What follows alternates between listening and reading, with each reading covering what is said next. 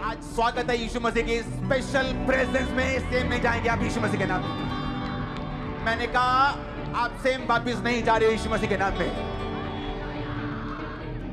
विश्वास करते हो परमेश्वर का आत्मा हमारे बीच में है? अपने घुटनों पे आओ, अपनी बाइबल को उठाओ, बोलो परमेश्वर जो कुछ आज मैं सुनूंगा वो वचन से हो या गवाहियों से, मैं उस पर विश्वास लेके आऊंगा। ऊंची आवाज में मांगेंगे, परमेश्वर मेरे अविश्वास की आत्मा को दूर कर। ऊंची आवाज में यीशु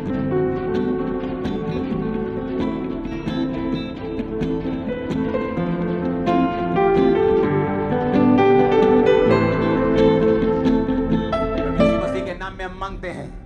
आमीन। ऊंचा चाहिए आशीष आपके। Hallelujah hallelujah hallelujah. सुनो मेरी बात, बाइबल में एक आयत लिखी, उसने कहा वो आत्मा जो यीशु मसीह के अंदर बसता था, अगर वो तुम में होगा तो जिस आत्मा ने यीशु मसीह की मुर्दा देह को जीवन दिया, वो तुम्हारी मुर्दा देह को जीवन क्यों नहीं देगा? आप मेरी बात समझे कि नहीं? दूसरा कुरिन्थियों 3 उसकी 17 आयत स्क्रीन पे पढ़ेंगे। लिखा, प्रभु तो आत्मा है, जहां कहीं प्रभु का आत्मा है वहां स्वतंत्रता है। मैं थर्सडे पहला पार्ट में मैंने समझाया कि पवित्र आत्मा क्यों जरूरी है।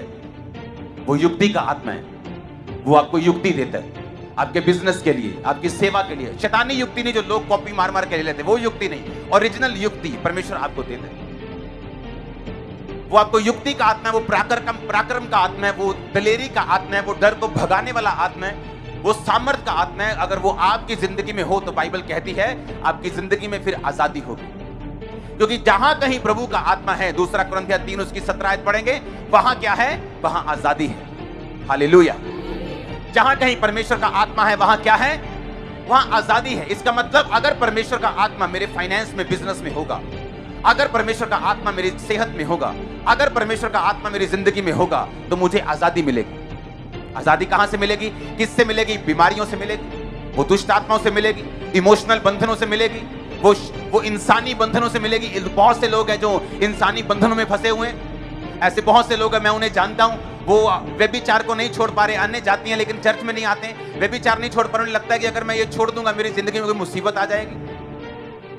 उन्हें लगता है अगर मैं इस दिन को शराब नहीं पीऊंगा तो मेरी जिंदगी में कोई तूफान आ जाएगा। उन्हें लगता है अगर मैं इस टाइम को बलि नहीं दूंगा। ये इंसानों के बंधन है, ये शैतानों के बंधन है, ये पापाओं ने डाले हुए बंधन है। और यीशु मसीह ने कहा अगर परमेश्वर का आत्मा जहां होगा वहां आजादी होगी।